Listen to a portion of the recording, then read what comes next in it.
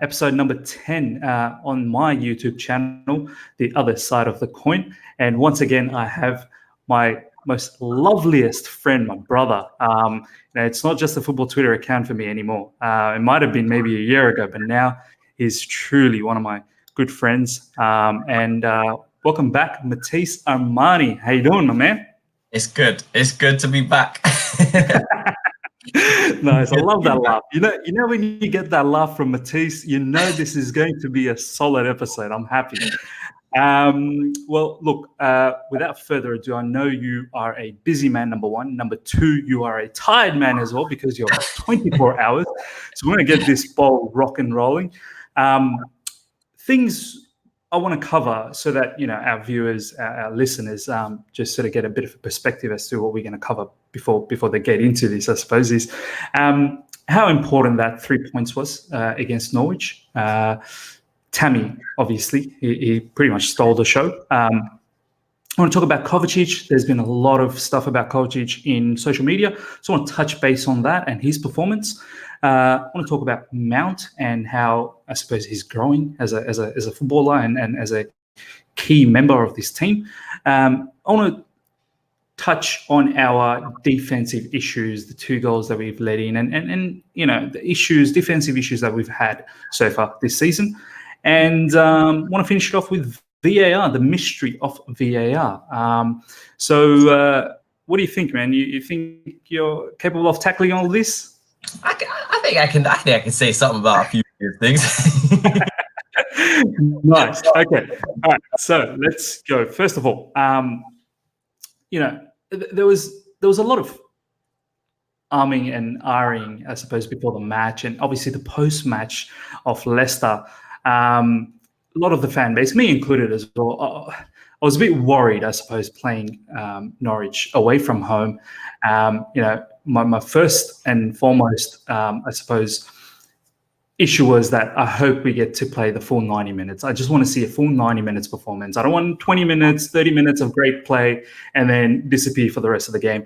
Yeah. And obviously there was a lot of people that were, tweeting and putting out the polls, what do you guys think? Are we going to win? Are we going to draw? Are we going to lose? A lot of people were saying, how important was this match? So what I want to ask you is, Matisse, those 3 points yesterday and the performance, some are sort of saying, regardless of the performance, those 3 points, how important were they for you? It's invaluable. Like, they're crucial. I did a preview on the day just before as well on a Norwich podcast, and we spoke about the threats, how difficult Norwich are. I actually predicted a 3-2 win, which is funny enough because I never get things right. But I knew we would concede, and I knew we would score. Like, that's just been the story of our whole season and our pre-season as well. We're very threatening going forward in the high press, but then going back, we're pretty crazy and pretty unpredictable and poor. But there's only so many times Frank can go into the dressing room and say, we played really well today, but unfortunately we're coming with nothing. There's only so many weeks you can say the same thing without getting some points on the board. And I think what helped us is that we didn't underestimate the opposition, because Frank knows Norwich, Jody knows Norwich, Mason Mount knows Norwich, Tammy, they all know Norwich from last season. So there was no real, there's a lot of players in that squad that can't turn up with a lazy attitude and say, listen, we're going up against a newly promoted team. We can take our foot off the gas and we can relax. Because if that had been, a team that maybe didn't have the experience of playing Norwich last year and beating them in the playoffs, or just not beating them in the playoffs, but beating them in the championship, or playing them, at their ground, maybe we would have gone there with a little bit of a, stupid attitude and actually lost, because Norwich are a good team. They tried to play out from the back. Pukki up front is ridiculous. I don't know where he came from, but he's top scorer in the Premier League at the moment. And it's very important for us. We needed those 3 points just to get us up the table. Because I like saying we played well, but I like points a lot more. Absolutely, man. Absolutely. I think, can you imagine, I suppose, if we hadn't got those 3 points, what would the state be right now? I mean, as a fan base, how difficult that would have been. I wouldn't want to have overreacted, because we are very early in the season, but you know, no win in the first 3, and then you've got Sheffield United at home, which is a must win regardless because they're Sheffield United. No disrespect to them, but we should be beating them at home. But any like optimism for top 4, like from anyone, any small glimpses, I think that starts to go pretty quickly if we can't beat Norwich away from home. We, as good as a team as they are, and I said they're a very good team, we need to be winning certain amount of games to get in any sort of race for anything, because as we saw last season, there was a massive gap between the top 6 and the rest of the league, and they will pull away very quickly if we're not on at our game. So yeah, I think it would have been worrying. It would have been a lot more slander. You know how our fan base is; it gets very very top very quickly. I don't think we want to take any risks with this honeymoon period with Frank. Just get those points on the board and just keep everybody happy. Absolutely, man. I think, and it was timely as well, I suppose, with Man United losing at home, Arsenal losing as well. So it was perfect. We needed that win to make sure we're still in the mix of everything. I suppose we're still obviously quite far away from the top 6, but obviously there's only been 3 games that's been played, so that can all change. Now, just quickly before we go into the Tammy topic, what was your thoughts, I suppose, going through your mind when we'd scored, I think, in the 3rd minute, and then obviously there was an equalizer very quickly. We went back in the front again, and there was another equalizer fairly quickly again. At 2-2, what were you thinking? Like, oh man, this should have been a win. What's going on? I'm thinking this team is going to give me a heart attack. I need to check my blood pressure. I'm honestly thinking this is going to be a long ass season, and I'm going to be entertained, but at the same time, I'm going to be really angry and really frustrated a lot of the time because, we could be 2-0 up and just do the old Chelsea 2-0. You shut the game down, Jose Mourinho style. We never hear from you again. Just get us home, take us back to London, 3 points, clean sheet. But this team are just incapable of doing it.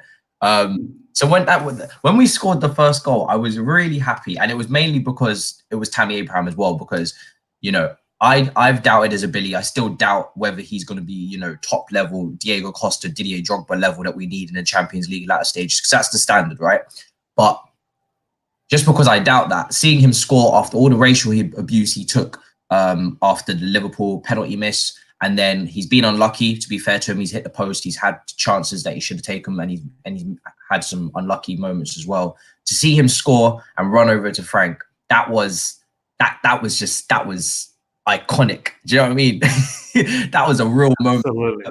Yeah, whether you rate him or you don't, or whether you're like me and you're just like, I don't think it's gonna work out for you, but I want you to do well.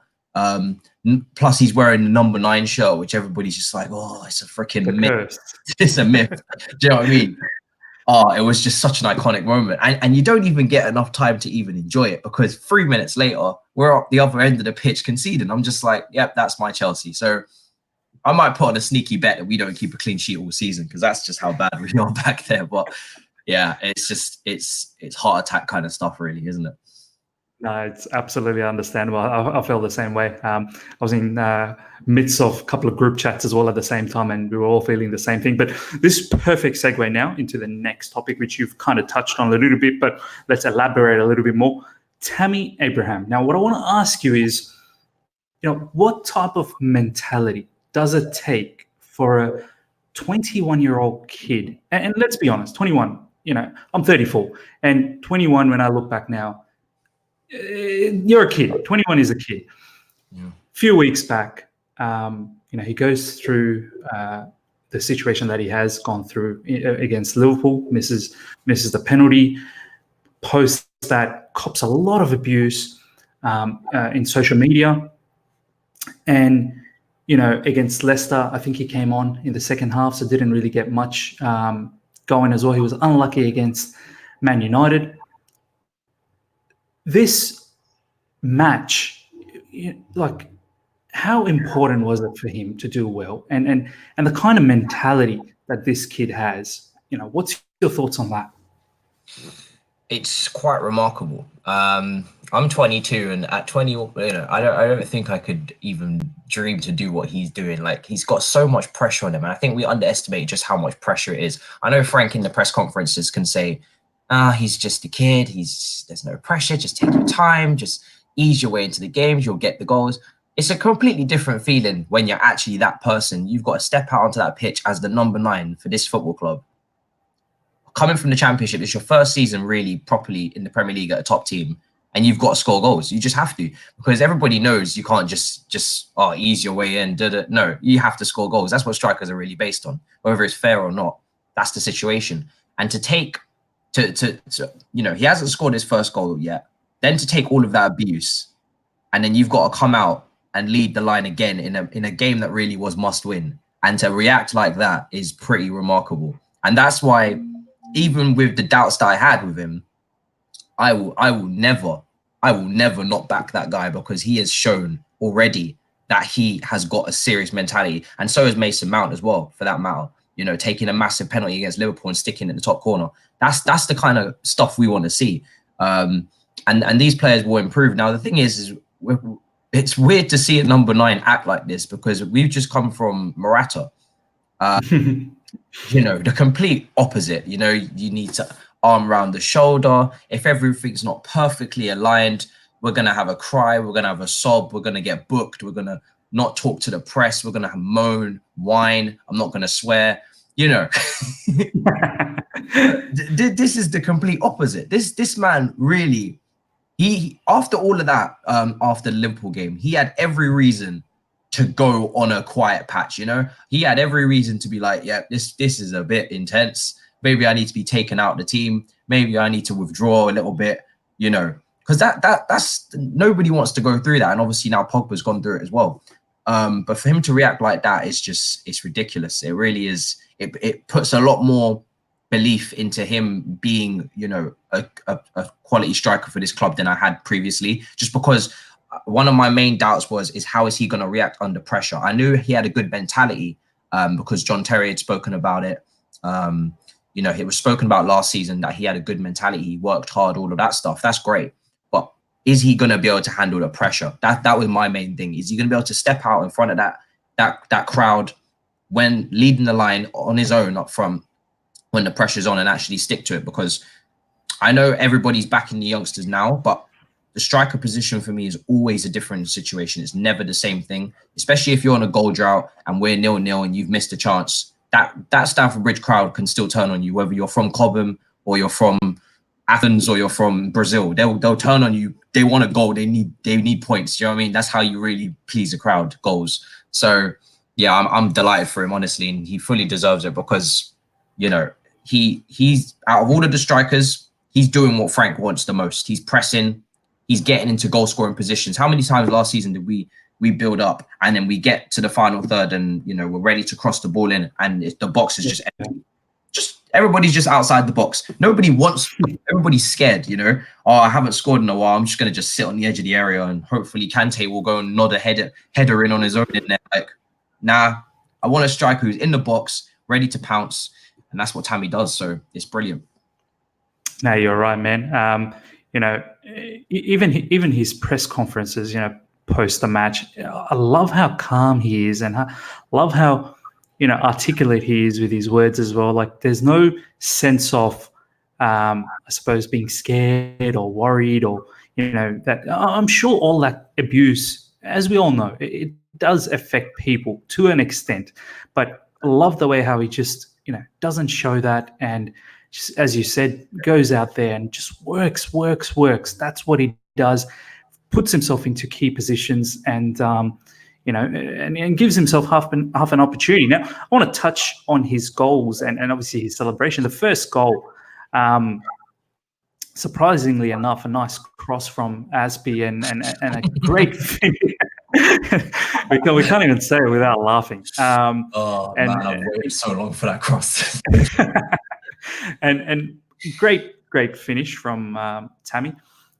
First of all, thoughts on his particular finish on that particular goal, and as you've already touched on, that iconic moment, for him to run straight to his boss and give him the kind of hug that he gave. And I said it yesterday as well. Like it was almost as if to say, thank you, boss, for believing in me and just having that confidence in me to produce the kind of game that I did today. And obviously, Frank post-match has said that he told him that this was his day. So, how did you feel, man? What was going through your mind when you saw that? I was so delighted as well that it was such a quality finish, because it left no room for doubt. It left no reason for anyone to say, you know how you get those trolls on Twitter. It left no reason for them to be like, he scored, but it was a bit of a scruffy finish. It was just a tap in. It doesn't change his overall game. No. You just be quiet. You be quiet. Sit right there and you think about what you've done. Just sit in the corner, face the wall. It was just like the cross comes in, and it's the type of finish that's instinctive. Yeah, you don't have much time to think about it. You really do have to just connect with that ball perfectly, stick it in the bottom corner. There's no second chances with that because he couldn't take a touch. There was no time, surrounded by players, and he just crisply just stroked it into the corner like he's been smashing in goals the whole start of the season, like he's Pookie. Do you know what I mean? So I was really happy with the finish. I would have taken any goal from him, but the fact that it was a quality goal as well, that just helped a lot more because it just goes to show that, yes, you give him a chance in the box and he's capable of taking it. And then the celebration, the message it sends out is probably the most important thing because it just goes to show that we're a unit. The togetherness is real in the squad, It's very hard. And I don't think the media are going to do this because there's no, it's Frank Lampard. Probably they'll be a lot nicer to him than they have previous managers. But there's no room for that whole rubbish that we usually get. Players versus manager, this one's not on side and this one's not liking a team select. Nah, everybody's hugging, everybody's together. It's one group. You can't make up any story from that. I'm sure the Sun will try, but you can't. So yeah, that whole few minutes just killed doubts. That's what it did, and it left no room for any stories or any trolls or anything. So it was a brilliant moment. Yeah. True. And before we touch on his second goal, the build up to I guess both of his goals, the first one came all the way from defense. There was, I think, a ball from Zuma chipped in where Tammy actually just cushioned it to, I think Mount finds Pulisic, and then obviously Pulisic releases Aspie. So, great football as well, and great awareness from Tammy to pull back in a little bit to hit that ball. Now, second goal, there was a lot for him to do in that second goal, and I don't know about you. I did not expect that shot from him. I didn't even know he had that in him. But once again, a quick release from Kepa. And this is what I love about our team. And some people might hate me for saying this, but this is something I feel like that was somewhat originated from last season. That quick release from the keeper, which Kepa is so capable of. And all of a sudden we go from defense to offense in no time, and we catch the opposition off guard. It's not even, I'm not even going to say it is some form of counterattack. Yes, sure it is, but it's like it's proactive football. Don't say it. Proactive. Don't say sorry. Don't you dare. I'm trying to tiptoe around not to say it because so many people are going to give me stick for saying this. But tell me about that. As soon as Kepa releases, I think he passes to Barkley. Barkley then passes to Kovacic. Kovacic finds that beautiful ball to Tammy. Now he's got three defenders in front of him. Tell me what you're thinking at that position. Well, a few things. You're not allowed to say Sarri has any influence on this season. That's the first thing. This would have happened. This would have happened if Conte had left and Frank would have come straight away. That transition would have been smooth. Okay, so you're not allowed to credit Sarri. Everybody knows that. You don't want to start a war. Okay, Sarri has nothing to do with this. Obviously, he does. Anyway, obviously. But first of all, Kovacic, he has his first assist. Let's get that out of the way. Congratulations to him. Yeah. Because I know people last season were like, he's not contributing. He's contributing. Quality player. We'll talk about him later. Tammy, I was, like you said, shocked. One of my issues with Tammy, and I admit I was wrong. I did not expect him to be able to pick up the ball from so deep and take it himself and bring it to the final third and then finish from like a range. I thought, And more goals will prove me wrong over time, hopefully. But I was like, penalty box striker. He's not scoring from outside the box. First of all, he's not great at bringing the ball and taking on defenders on his own. He's got to link up, give it and run, or he's got to be in the box. But he's not gonna. If you're say counter-attacking and it's just him, he's not gonna create something out of nothing. That was my main issue and my main worry. That goal completely just disproved all of that. He had so much to do. Like you said, 3 defenders glided past them. And then it was all about the finish. Is he going to be able to just calm it down? Because I remember at home to Leicester last week, and he had it was a half chance. I wouldn't say it was a clear-cut chance, but it was a half chance at the end of the game to try and get a winner. And he just ballooned it out the stadium. And I was like, I really hope this kid has the composure, because it's all well and good finishing I can't even get the word out of my mouth. Instinctively, you no time, you can just put it away. Morata could do that sometimes as well, but you get a lot of chances actually where you need to be really composed. There's actually a lot more time and space. If you assess your options and you look around you, you can create time and space in the box for yourself. And I was always worried. I was like, is he ever going to just be able to just calm down, just relax and just tuck it away? And he had a lot of time there, because he's running, and he's got a lot of thinking time. And that's when you really see how good a striker is, when they have time to think. Can they then execute what they need to do? And he just strolled it into the corner. I was really happy, really happy. So, yeah, I mean, 2 completely different types of goals from him. And, 2 goals we needed to see, 100%. So delighted with both goals. No, agreed. It's a very interesting point that you've just touched on, where I do remember that incident against Leicester where he had so much time, and you could see what he was trying to do. As fans, we could see what he's doing, and that was probably the thing to do as well. But that finish is obviously not what we wanted. But it's so two different situations. One where, as you said, this goal against Norwich, the second goal for him, it was so instinctive. He just knew. He gets the ball, he assesses the situation and lets his instinct take over. And as soon as he, triggered that shot, you knew it was all in motion. Whereas the one against Leicester, it's like, holy shit, I've got all this time. I think I know what to do. I am going to do that, but oh no, I just don't have the composure to do it. So it's a good point that you've made, that is something, hopefully, that he can work on, because there will be plenty of chances where he will have the time to curl it in. I don't know if you probably might have been at work yesterday. I was just catching a bit of the match of Man United, and it's simply because I wanted them to lose. Well, they put out a glorious tweet trying to troll us. That's something about, we wish we could play Chelsea every week, and then lo and behold, it's our former player who goes and finishes the job. I mean, I don't know what is.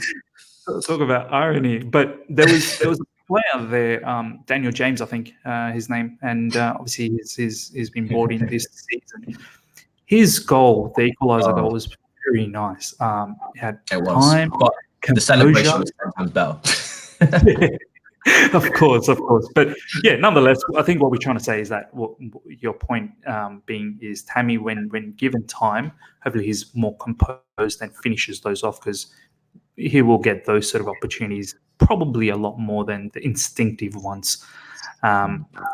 Nonetheless, let's now touch on Kovacic.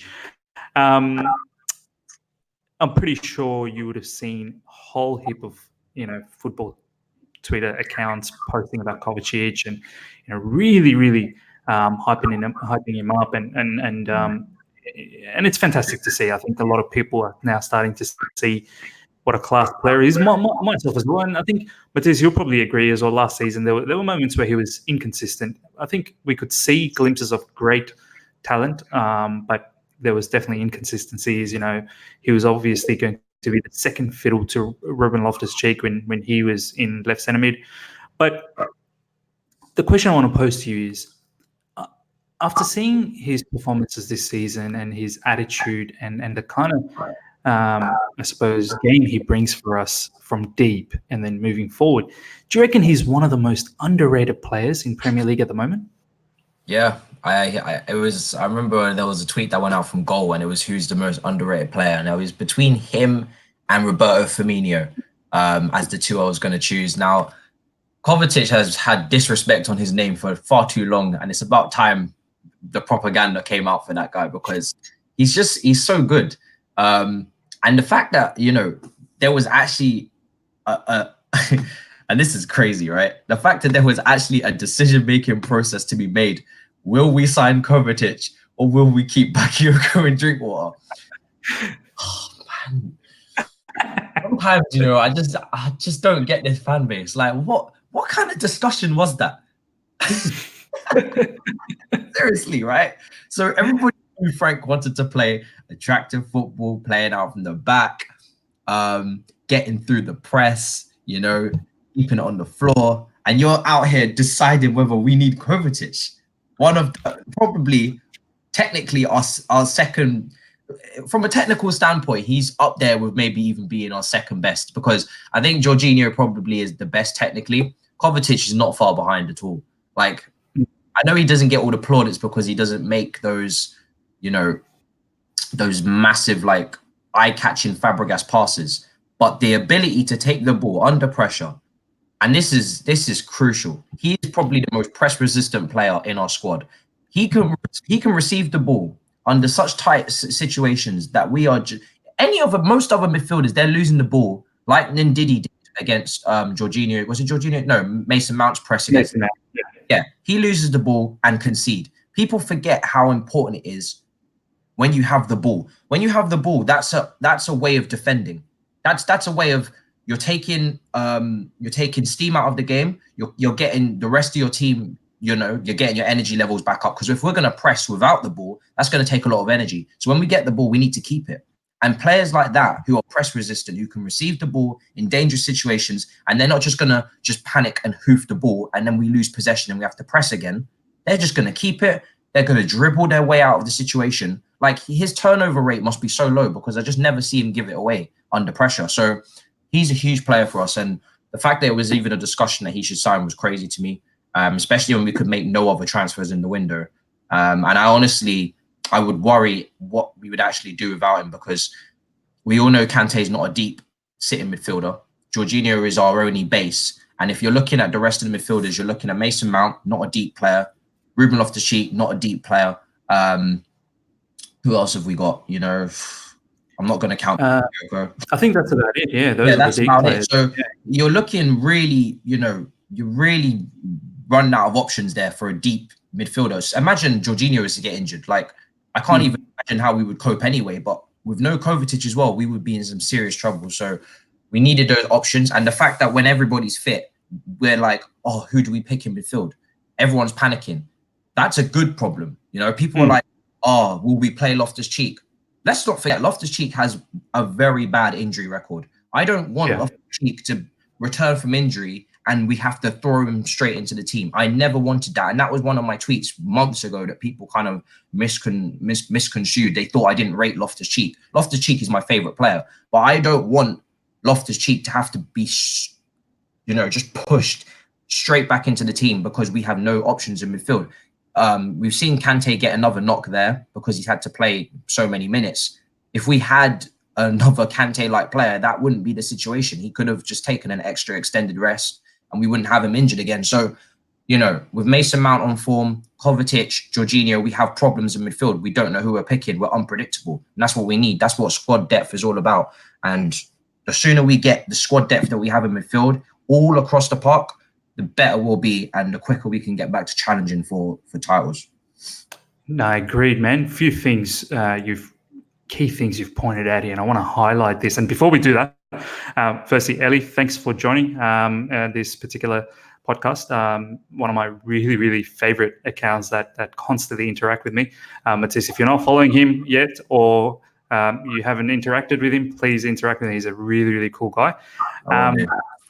But to touch on some of the things that Matisse, you've mentioned, first of all, what the hell? Bakayoko and Kovacic? No, that's not even a discussion. And why is Bakayoko still in the team? Like, why is he because he's got no buyer, literally. I don't. Last Even time I his came on this former podcast, I players ripped are that man to shreds. I don't want to do it again. But us playing him in preseason was the worst mistake we could have made, because now his resale, his transfer market value has just capitulated straight through the floorboards, because everybody can see how bad he actually is. He just came off a good season at Milan. We didn't need to play him. We knew he wasn't going to make it here. He's got confidence issues in a blue shirt. He turns into a donkey. It's fine. Just put him in the under 23s and get ready to sell. No, everybody needs a chance under Frank Lampard. Play him in pre-season. Maybe he could be the next holding midfielder. What are you thinking, man? Now we can't even ship his ass. Monaco don't even want him. I'm not even talking about that. That's when you know it's trouble, when your former boss doesn't even want you. Like, they once upon a time loved you and they don't want you. And that's when you know, oh my God, you've done something wrong. But now moving into that second point you were touching on, which is very, very important. Press resistant. Now, I'm not sure if you've seen a recent tweet just before we got in here. There was a particular piece of work that I was working on, which was Kovacic.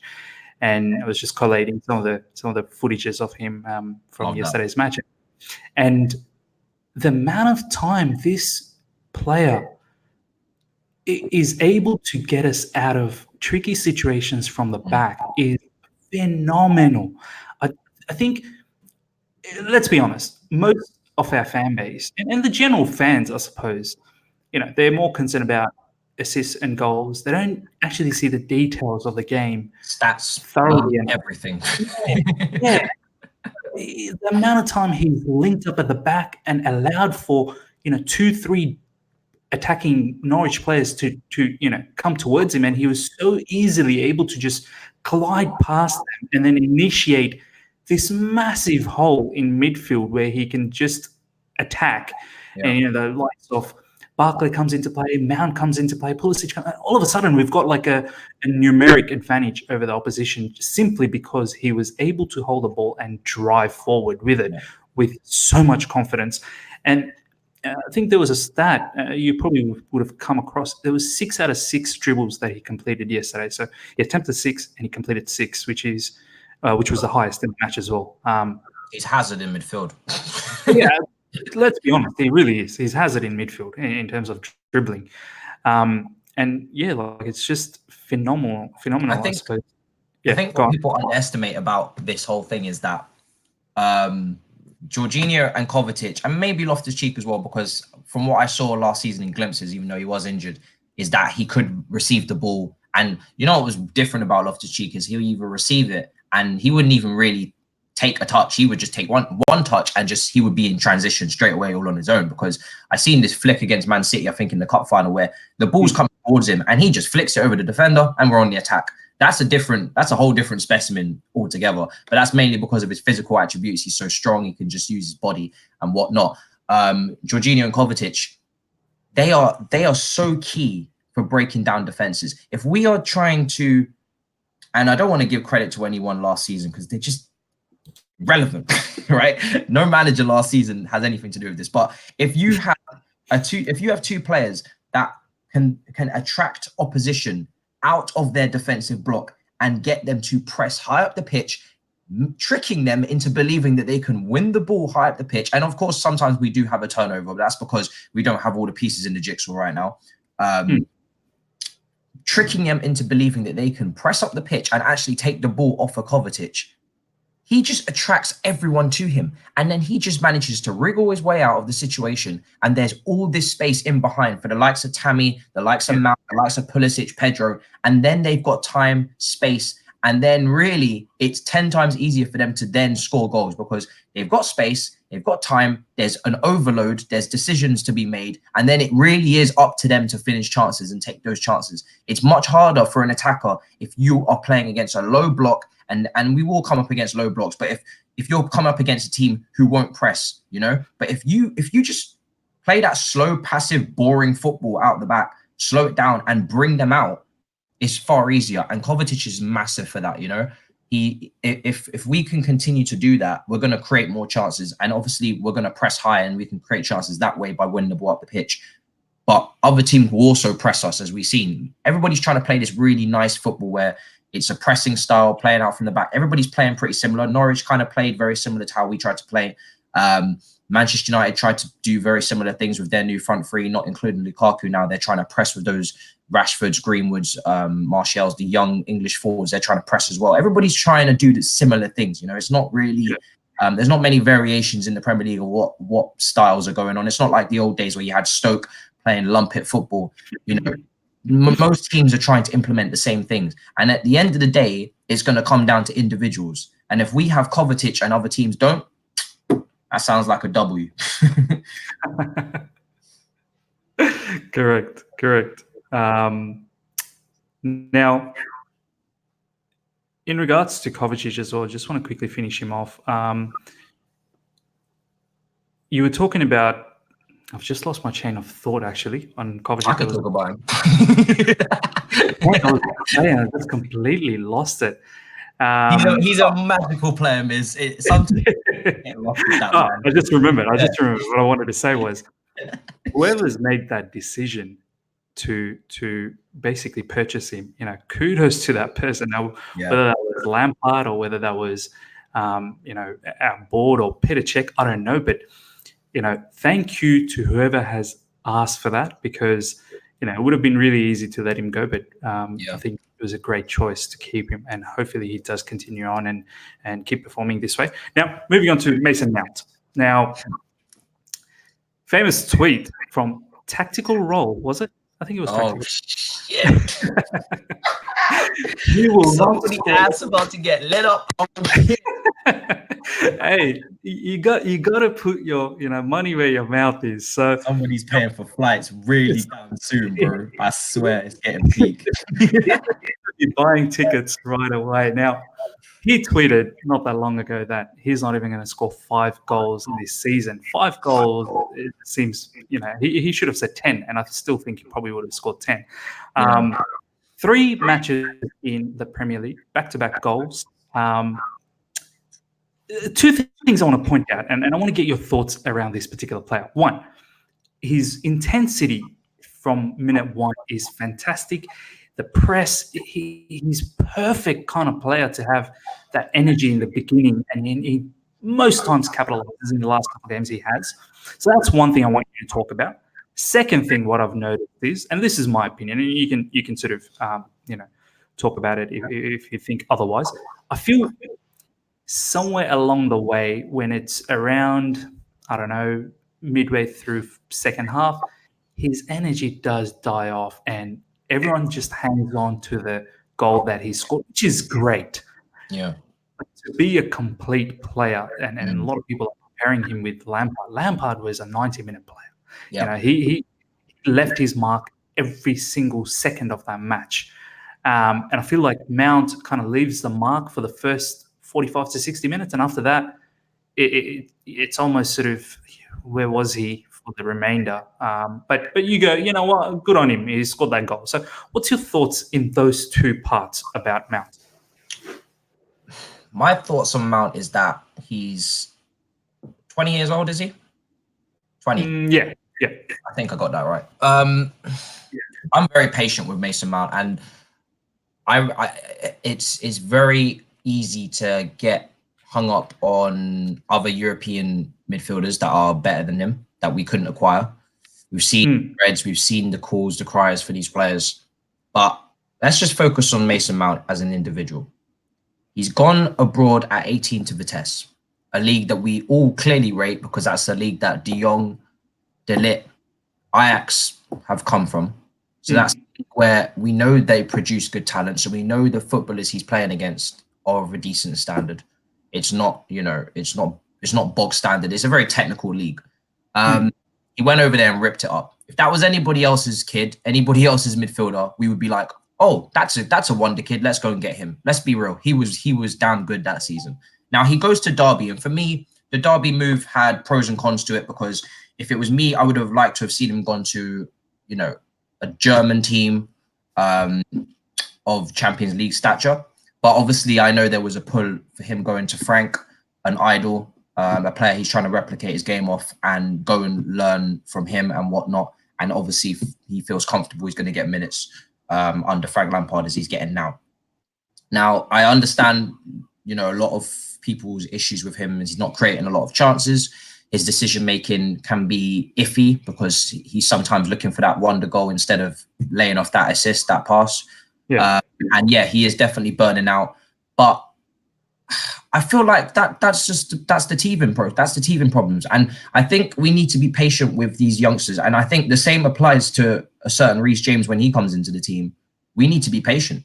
If we think he's going to just come in and just have a stormer every single game and not make a single mistake, we are wrong as hell. Because even Trent, when he came into the Liverpool team, he made defensive errors. Even Wan-Bissaka, when he came into the Crystal Palace team, his attacking play was dodgy sometimes. And these players need time, they need patience. And I'm not saying Mason Mount's going to be your next, wonder, your next Ballon d'Or competitor, because I think there is a ceiling with him. But I also remember, and I don't want to compare him to this man completely because he's got a long way to replicate my favorite all-time player, Frank Lampard. But Frank Lampard, at a young age, he wasn't the most technically, you know what I mean? He wasn't looking like your next Zidane. Yeah. And the same people that are writing off Mount completely. I don't write off players completely. I say, for instance, with Tammy, I say I'm not confident. I'm not confident that, and that's just because one, number 9s have a very poor record at this club. We have very few strikers in the last decade under Roman that have actually done well. Maybe Diego Costa and Drogba, and that's really about it. If you want to talk about doing serious levels here, nobody else is close. And we've had some damn world-class strikers come through this club and they've still flopped. So, but onto Mount is, give the kid time, because Frank Lampard, if we were going by all of these, tactical accounts with their UEFA B licenses, they're all looking for your perfect technical midfielder. Frank Lampard was never that. Just because you're not the most technically, and Mount is good technically. Let's get it right. He can put in a corner. He can beat the first man from a corner, which Willian has never been able to do. Take a free kick.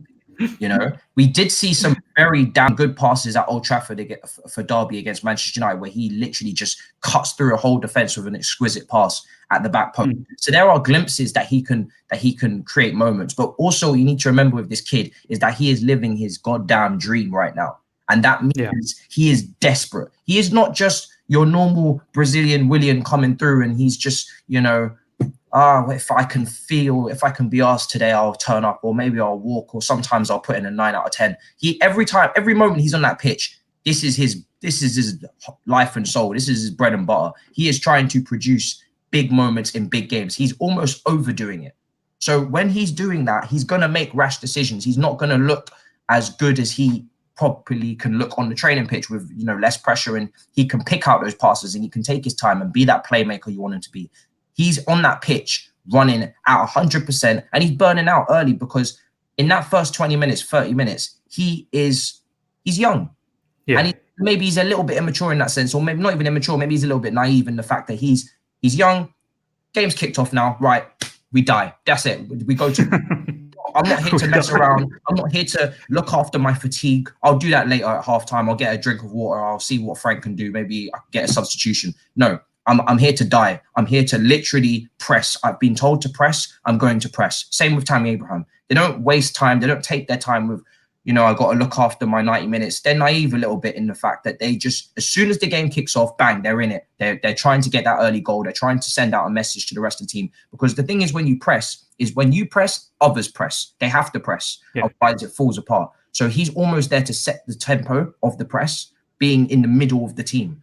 So I have a lot of time and sympathy for Mount because I understand the situation that he's in. And I know for a fact, if Frank Lampard at West Ham, if we have the same Twitter, he's joining Chelsea. If we have the same Twitter back then, nobody is rating Lampard to be what he has become. Nobody is expecting Frank Lampard to become what he's become. So there's more than one way to look at a player. It's not always about technical excellence. You don't need to be Zidane or, your Leon midfielder. I'm not even going to name him because I'm just going to shush until the summer. You don't need to be like this amazing goddess to succeed. Mentality comes into it. Will to win comes into it. And I know this is all cringy and passion merchant. No, that extra 10 yards makes a big difference. As we saw with Willian coming on, Willian's got talent. Make no mistake, Willian has talent. He also needs to give a crap. That's the difference. If you don't give a crap, your mentality drops, and then you start making these really poor passes because you're not focusing. You're not 100%. And one thing you can never complain with Mason Mount is that he is at 100%. He is always focused. And if he makes the error, it's not because he's lost concentration. It's just because he's almost over eager to do what he's doing. So yeah, I mean, I have no qualms with Mason Mount, and I hope he goes on to have a really good season. And I think he's going to get 5 goals. Rest assured. I'm pretty sure he'll probably score a goal next week as well against Sheffield. He just gets into nice positions, and the interplay that happens between Pulisic and himself, or Pedro when he's fit, and Kovacic, like he just finds himself. So I've got no issues with him scoring 5, which is ridiculous tactical role. But 2 things that I want to point out what you just said before we just touch on Ellie's question, which I'll let you answer. First of all, attitude. I think both of them, Tammy and Mount, it just shows the kind of attitude youth can sometimes bring. As you said, they're just naive sometimes. As soon as the whistle blows for the first half, in the beginning, they just go out there and run, and they just want to score goals, and that's a fantastic attitude to have.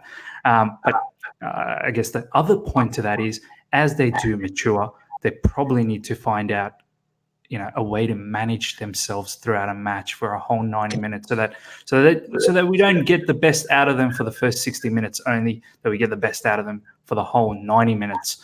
I want to see these 2 players play long and play many games.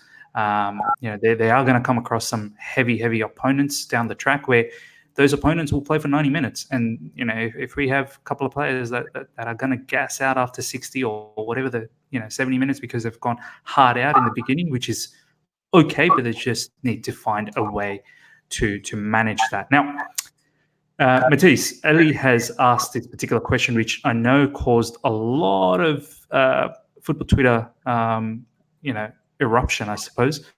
He's asked, do you think, Ms. and Ma, do you think Mount or Ruben Loftus-Cheek is better as a 10 in the 4-2-3-1? What do you reckon? Wait, who's the better player in number 10? I think that's what he's asking, yes. Well, that's got to be Mason Mount, 100%, because Ruben Loftus-Cheek, I don't want to see him in a number 10. Now, I know his formation is 4-3-3 because it's the best of both worlds, right? It's number 8. You can get forward, but you can also start from deep. And that's really what... Last thing, and this is the same with Kante, is when you have a player with the energy of Loftus-Cheek, right?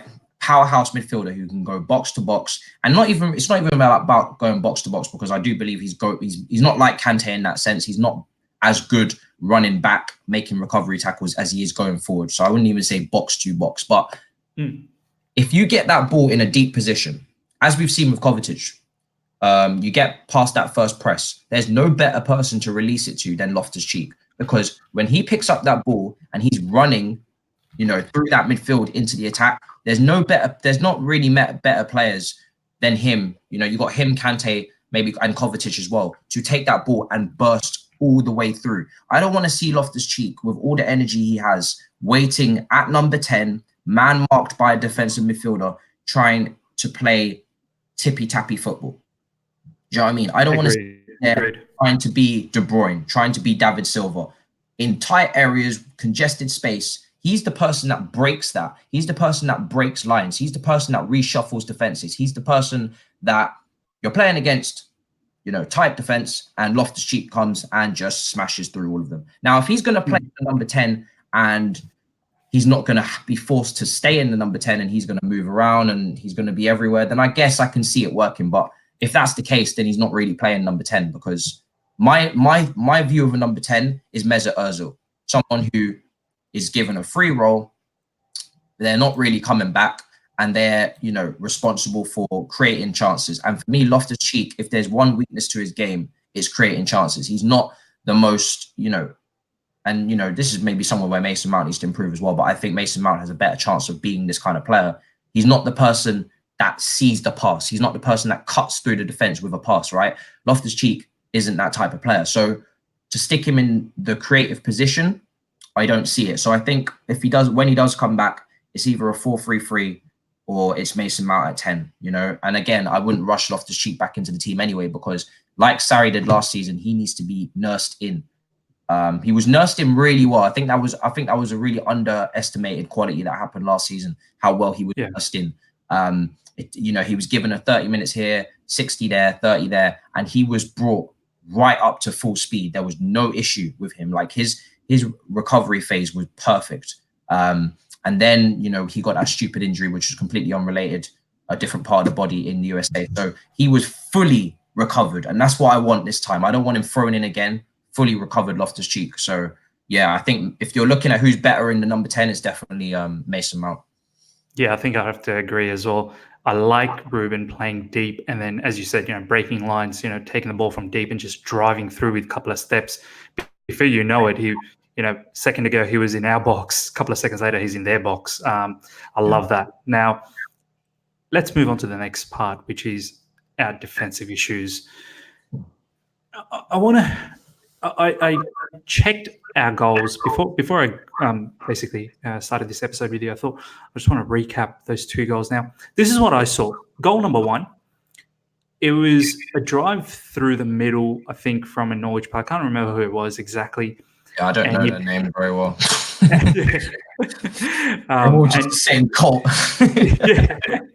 And one of them literally just barged through Jorginho. Jorginho tried his best, and I think one of his weakest link is his defense.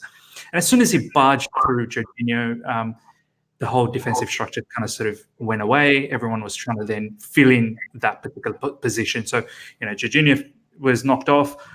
Someone else came in to fill in Jorginho. Whoever else was there in their position, someone else. So it was just a counter effect of the initial issue. Now, we know how good Jorginho is. And for me personally, I don't think that was his best match yesterday. There were some passes and a couple of defensive lapses as well. And in the second goal, Christiansen, I think, initially blamed Zuma incorrectly, and I got a lot of flack for it on social media. They're ruthless, man. They don't let anything get away. We have followers that will correct us. I remember. Yes. I think I missed, so I had to go back and watch it, of course, but I missed the first, 20 minutes of the game because my stream was just acting up. You know how it is, Joe, trying to get up a stream and it's just rubbish links. And the first thing I see is Zuma putting the ball out of play, right? So I come into the stream, I'm watching the game, and Zuma's fizzed a pass out for a throw-in on the left-hand side. And I'm like, what the hell is this? So I tweet about it, and my comment section, boom, shut. This is the first time he's done this. He's had good passing. I'm getting stats. I'm getting all of this. He's been good all game. This is his first. I'm like, whoa, I'm sorry, calm it down. This is the first thing I've seen. Bad first impression from Zuma. We can go on a second date.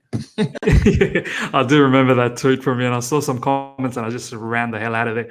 But yeah, like I commented, I thought it was Zuma's fault. But when I looked at it a second time, actually it wasn't really Zuma's fault. Zuma was trying to play the higher line. Christiansen didn't, basically get into the script, I suppose.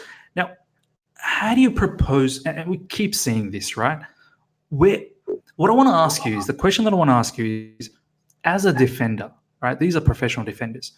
Why do they have these lapses of concentration every now and then? And it burns us as well. Like it hits us. We end up conceding. It's not like we get away with it. Now, what is wrong with their concentration? Why do they have these, or is it their awareness? It's always one person goes up and the other person doesn't follow suit. So, offside trap just gets all done, or defensively someone's sleeping and then they aim through them and defensive structure sort of falls apart. What's going on, Matisse? This is a point I wanted to make yesterday after the game on the radio. I didn't get to make this point because the thing was so damn quick. It just finished before I even got to start. The way I look at these two centre-backs that we currently have, Zuma and Christensen, is they are what I would call, and I don't know if anyone else used this term, so maybe I'm just taking credit, and I will, screw it. I'm just taking credit for someone else's word. But just do it. They are what I would call secondary centre-backs, right? And what I mean by that is, you probably already know what I mean, right? So you look at Joe Gomez at Liverpool. He's a secondary centre-back. He's a good centre-back next to a Van Dijk, next to a leader. Zuma and Christensen, for me, are secondary centre-backs. They are someone you put next to a John Terry, someone you put Agreed. a leader, someone you put next to an organizer. They're not bad players, right? And that's why I don't really go too hard on them. I just like to nitpick sometimes. I'm like, yeah, you need to fix up there. And even David Luiz really wasn't that leader because he has his own concentration issues, as we've seen. So the problem we have two secondary centre backs and nobody stepped up to be the primary centre back. And I don't know if either of them are capable of being the primary centre back. Are they capable of leading? Are they capable? Because in order to lead a back line, you need to be so good with your game that you don't even need to focus on your game. You can then marshal someone else. And that's very difficult to do. Spot on. These two players, they don't even have their own game fixed yet. Like they need to be able to focus on their own game. And that's critical.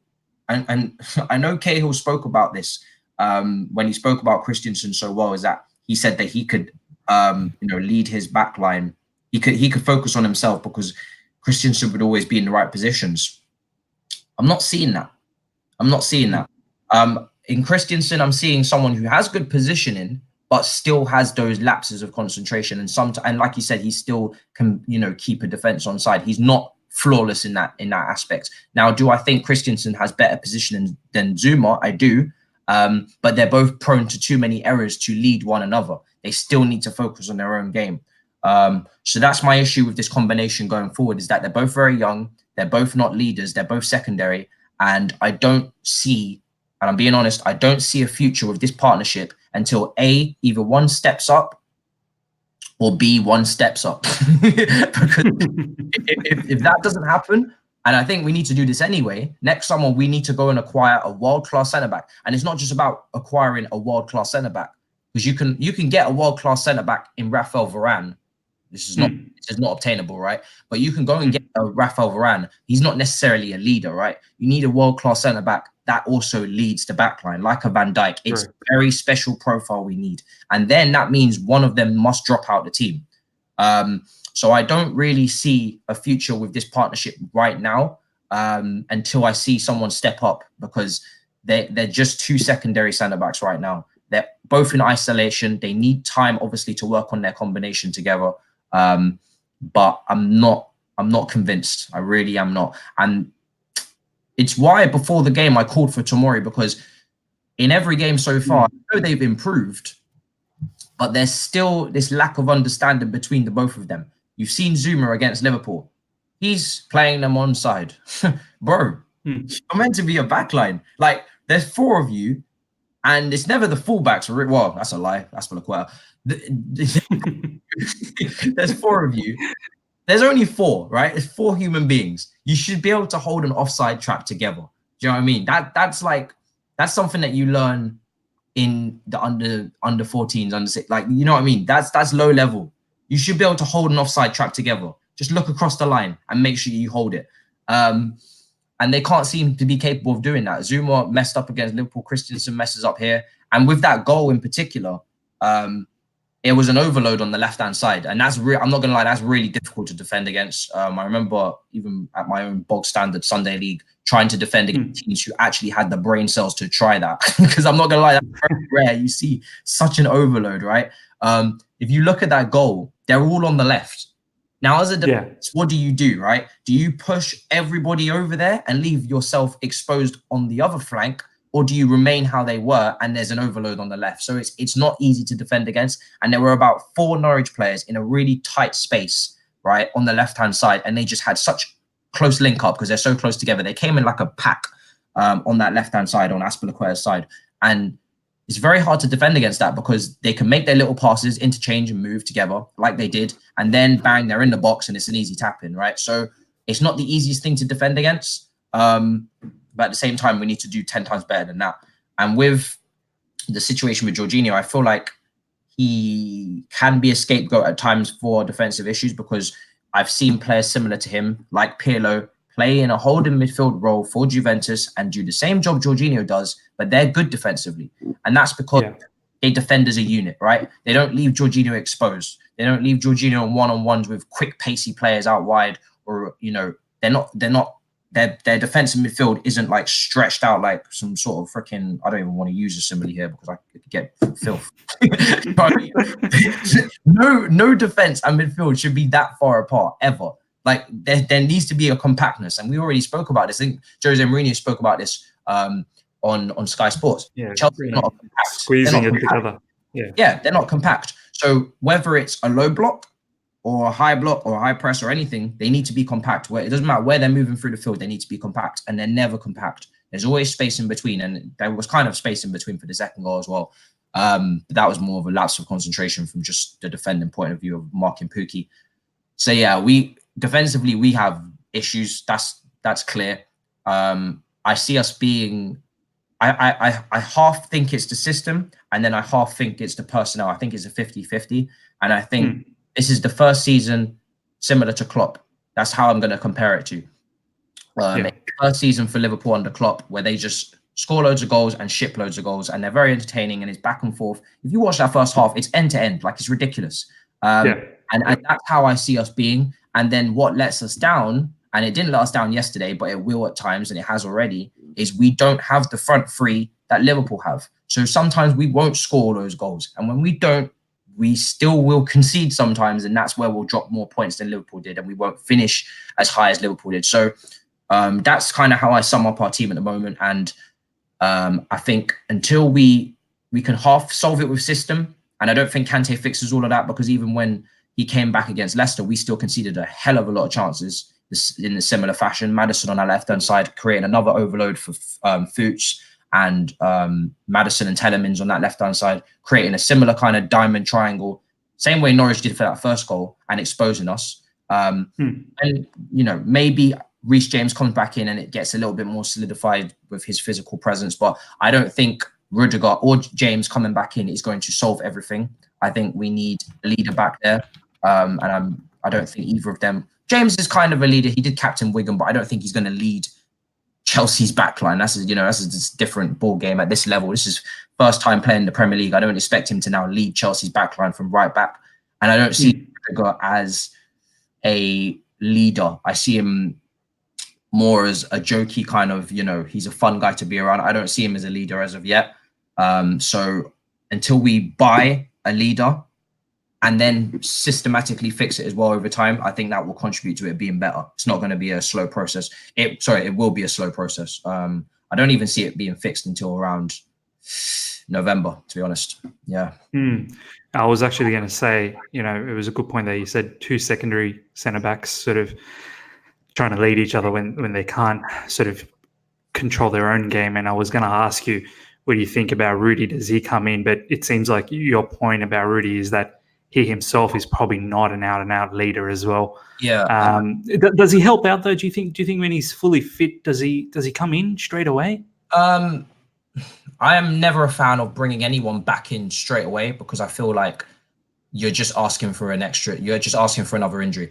The thing is with all of our injuries that people are forgetting, they're all long-term, right? So you're seeing this really right now, especially on Twitter, you're seeing this really blown up phase of everybody's returning and they're going to be back faster than they were ever going to be back. And we thought they were out until next year, but they're back right now. And no, calm it. What's happening right now is these players are bursting their ass to get back. And then when they do get back and they're on the pitch, there's going to be another injury. I'm telling you, I don't want to jinx it, but that's going to happen if we rush them all back. They're all on long-term injuries, and they're on long-term injuries for a reason. They were damn bad injuries, right? So the last thing, and I'm always a fan of just the recovery process. Do not just throw them in. They're not going to be able to start. They need 30. Like we thought Rudiger's back in training, and so is Willian. They've made half. They're not being rushed in, are they? Like Rudiger hasn't even come in yet, even though we all thought he was even maybe capable of starting this game. Willian came on for a cameo appearance, and he was shocking. I don't know if that's down to his fitness or he's just shocking. I don't know which one it is. I think he's probably shocking, right? So when James comes back, when Hudson-Odoi comes back, Loftus-Cheek, Rudiger, they're going to get cameos, and they're going to get cameos for a good couple of weeks.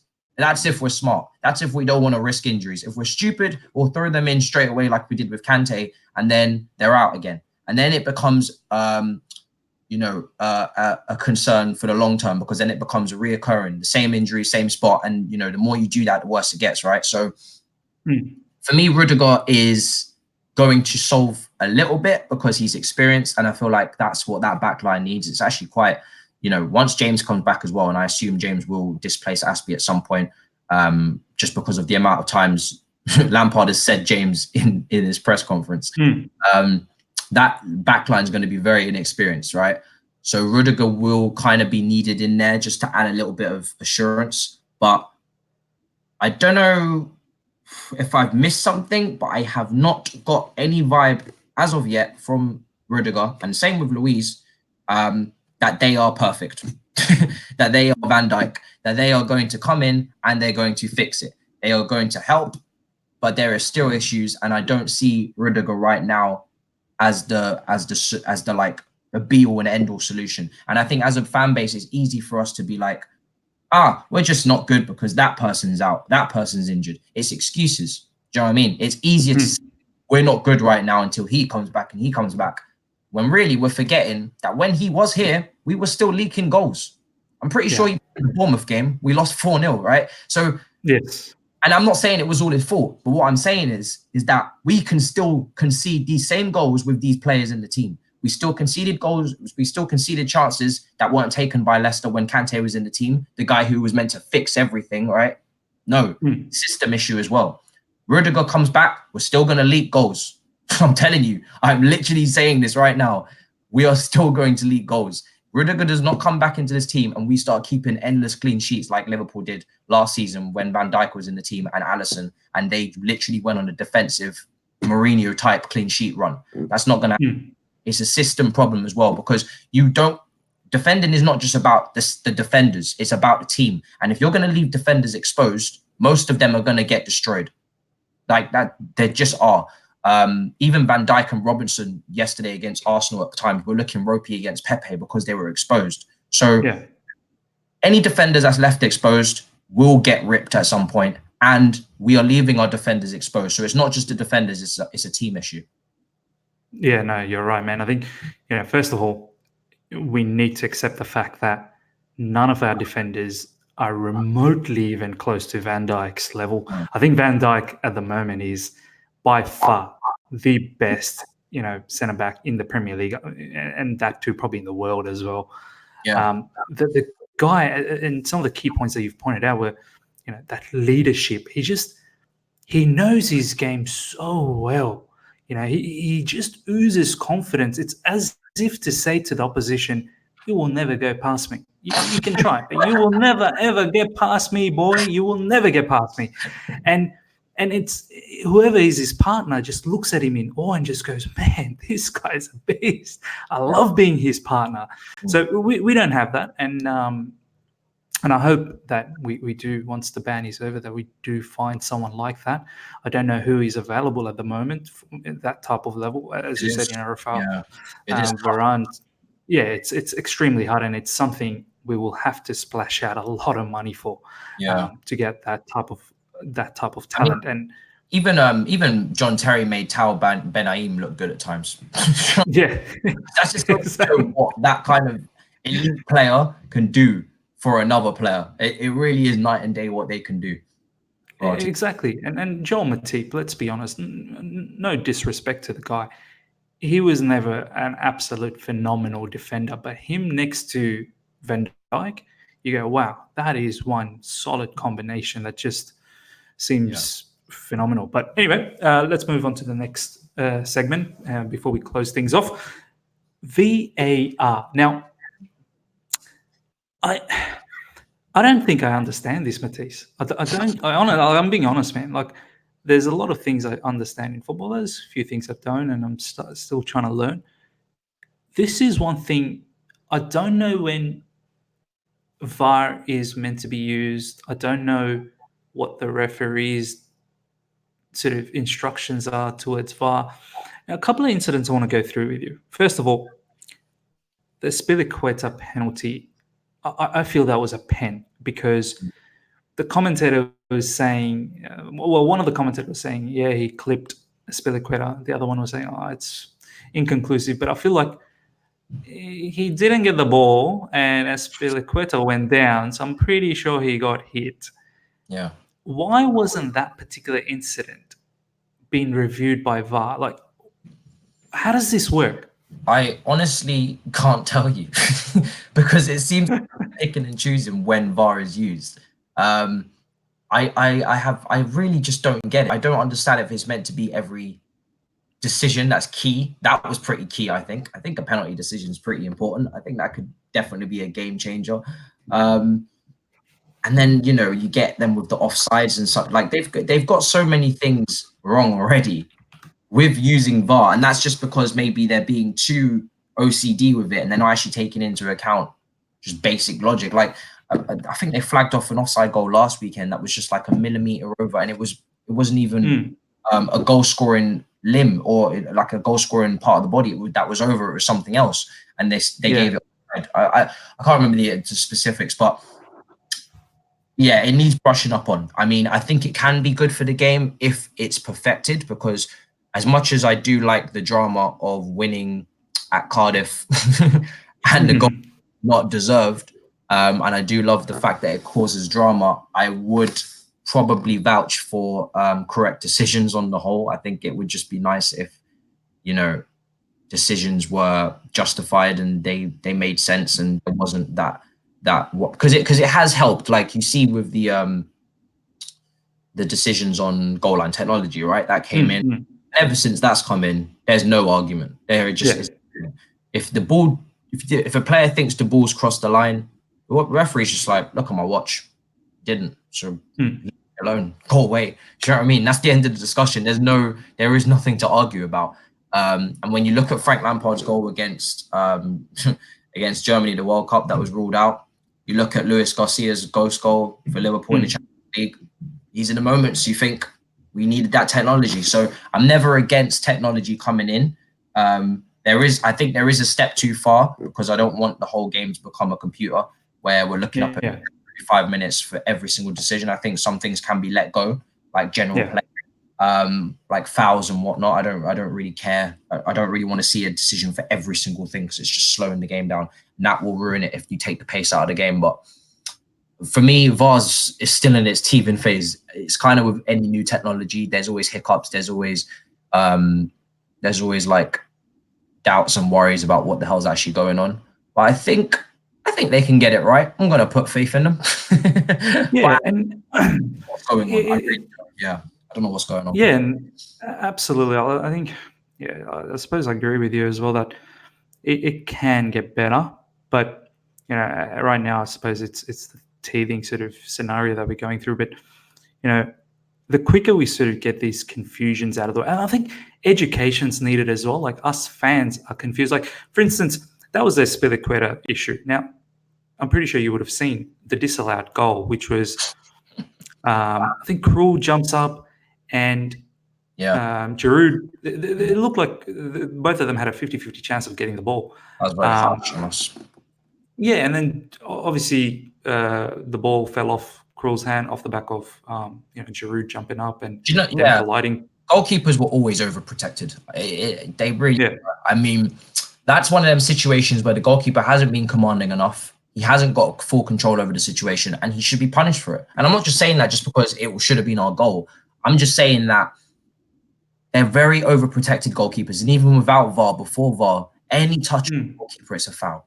You know what I mean? But you know what, Matisse? The referee actually awarded the goal. Yeah. It was VAR that came in and then said, no, it's not.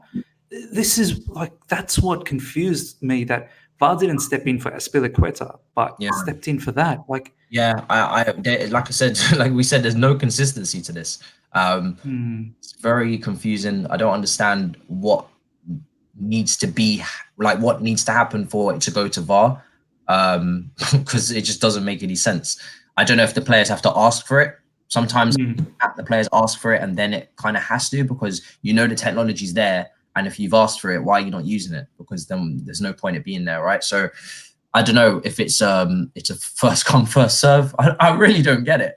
But that goal was very harsh. And again, it's very rare you see a referee actually give a goal when there's suspicion of impeding a goalkeeper. So then for VAR to go and rule it out is kind of like it's a bit surprising. But I try not to focus on those moments and try and focus on the overall play, just because I already know VAR's an issue. Like, I know it's inconsistent. So, and it's probably going to cost us, but I do believe and I pray that these things balance out in the end. And over the course of a season, we're going to get some decisions and we're not. So until it's fully fixed, I kind of just let it be. And the one thing that's good about us is I knew we was going to create more chances. So the fact that that goal was ruled out, I knew we were still going to create more chances to score. So I knew we couldn't pin all of the blame on us not winning this game on that decision. If we were a team that couldn't create chances, if we were a team at the bottom of the league, struggling for survival all season, that's when that stuff really matters, because you're fighting for prize money. And you need to stay up in this league if you're a small club. And I think those clubs in particular, especially at the end of the season, if this isn't fixed, they're the ones that are going to pay the price for the really poor decisions. Not in particular us, I don't think. No, good shout. Before I touch on a particular point, quick shout out to Michelle Lita for joining us. Thank you so much, Michelle. One of our favorites for both of us, I suppose, from Matisse and myself. I love what Chels? My man. what Chels has tuned in? WWC Global, Mr. Worldwide. I haven't collabed with him yet, actually. And it's probably because I shut down my own podcast. Well, I didn't even shut it down. I just left. But I need to collab with him. Tell that man in the comments I need to be on his channel. I'm coming to London next week as well. You do, man. He's you have to, man. He's a lovely person to collab with. And honestly, people misunderstand him. But that's another day. But what I wanted to say was with VAR, and the thing that I wanted to touch on was that education part. Now, obviously, we saw a couple of inconsistencies. You've agreed that we've seen some inconsistencies, and there have been inconsistencies so far throughout the season as well. Yeah. Do you think for fans, so that, and I recall a famous sort of quote from Cesc last season where he said, the club or the officials sometimes don't do enough to reduce the emotions of the fans, the sort of negative sort of ideology sometimes they may have on a particular matter. These things can be negated through education, through information. As always. VAR, as always. Do you think the FA or whoever is in charge for all this VAR thing needs to come out and justify their decisions behind those instances? I've always been a fan, and I don't know why this is not happening as of yet, but hopefully it does one day, because it's one of the big things in football that I would love to see is referees do after post-match interviews. I would love it. They should have their own press conference. They are just as much a part of this game as everybody else, right? There's 11 players on that pitch. There's a manager. There's coaching staff. Everybody's involved. Everybody has to do a post-match interview. Why not the referee? It doesn't make any sense. You're getting paid to make decisions. I know it's not easy. The game's going at 1,000,000 miles per hour. There's a lot of pressure. You have to get big things right. So does Tammy Abraham when he's running through on goal. He has to score. He's got pressure on him, and he does his post-match interviews. Frank Lampard, he's managing his boyhood, his dream club. He's managing he's putting his legend status on the line. He's got to do his post-match interviews. Everybody's getting paid out here. Nobody's working for free. Nobody's working for charity. So why are they not doing post-match interviews? They're making big calls, big decisions. Things are going to VAR. Some things aren't going to VAR. I want everybody out of that damn studio from VAR. Everybody upstairs. I want them downstairs right now in the press conference. There should be a table, right, with 5 of them lined up. Agreed. Media. And I want questions and I want answers. And as simple as that. And then once you give me answers and justifications as to why you're doing certain things and you're making certain decisions, even if I don't agree with you, at least I can say, fine, it's human error, or it's human, it's a difference of opinion, and that's it. You'd be done with it. But the fact that they're caressed and cuddled and treated like little angels, like as if they're not getting paid out here, it's ridiculous, because they're just as much responsible for the final result as others. You know what I mean? Like if they're gonna, if so, like I said, with a relegation team at the end of the season, if there's a penalty decision in the last minute that could keep a club up or send them down, I think people want answers. You know what I mean? Absolutely.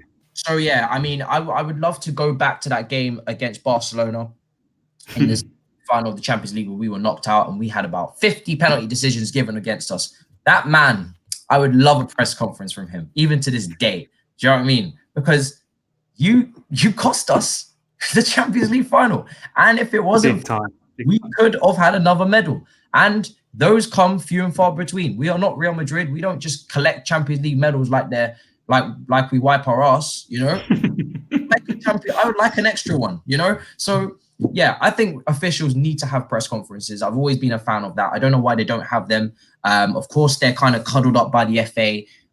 But if you want real transparency in football, which we are very far from, with UEFA for being corrupt, that for another podcast. Man City. Yes, absolutely, Man City. Yeah, a little Francis fine for admitting that they're wrong. Good on them. I put my brother down the stairs and I admit that I was wrong. Forget it, Matisse. You don't need to be on step. You just move on with your life, man. Yeah, he's in hospital now, but it's all good. You admitted you're wrong, right? It's all good. But yeah. we need some press conferences real quick. I agree, and I feel by having that, I feel it allows that, you know, I suppose that unknown for the referee as well. You know, sometimes referees, they make particular decisions and it's not looked upon nicely by the fans, and you know they get harassed and abused and whatnot, which is not right. But by allowing them to have that press conference, which may be daunting for them, let's be honest, but it allows them to, you know, communicate to the fans and say either, sorry guys, I did make a mistake, might have cost you guys the game, which still may not go down well, but at least he was, you know, the person was game enough to come and say it how it was. Or they can say, look, I didn't see it, this is how I saw it, this is what the vision was for me, I did not see what you guys would have seen in TV. And at least you can sort of somewhat, maybe 10%, you know, sort of side with them, but not having them explain anything. It's up for us to make a judgment as what we think of them. And you know, let's say, for instance, if the game finished 2-2 yesterday, and you're right, Matisse, you know, there were enough chances in the game for us not to blame the referee, but you know, there would have been some parts of the fan base that would have still blamed the referee. I don't think it's fair that they don't get to say from their side what they saw as well. Yeah. And it would help a lot if they got to explain their decision making, because make no mistake, referees, you know, they take risks. You know, they're making big decisions in front of thousands of people, millions of eyes, and there's a lot of emotional, heated people that are watching. And if you go and you know, there's been stories of referees, you know, houses getting, you know, robbed, or you know, their possessions being damaged after games, their cars and what, like it happens to everyone. Same way it happens to Gareth Bale with Madrid fans. Same way it happens to referees, because they are literally deciding the emotions of millions, right? So yeah, it would help their own cause if they actually got to speak and create that kind of human empathy and explain their decisions and almost dilute the emotion that is coming out of fans by just explaining their decision and actually having some sort of connection with the referees. Because the same way fans have connections with players, and you know, you gain emotional attachments if you meet them after a game, or you see them and you know, give them a hug or you take a picture. The same way you can not get like that with referees, but you can still have that human connection with a referee. Same way when Mike Dean's having a laugh on the pitch, people recognize Mike Dean for that, and maybe they can go easier on Mike Dean or understand Mike Dean a little bit better because they see he supports Port Vale. You know, they know a little bit more about him, right? So if we can create that transparency, I think we'll be better off for everyone, because I don't think referees need to be making such huge decisions and then not having a platform to explain them. I think that's dangerous. Absolutely, man. Could not agree more. But yeah, before we wrap up, I feel like we've talked so many excellent material here post the Norwich game. I feel like I could write a book about the Norwich game now. Well, maybe you which, should. is, which is fantastic. I'll And I read love talk.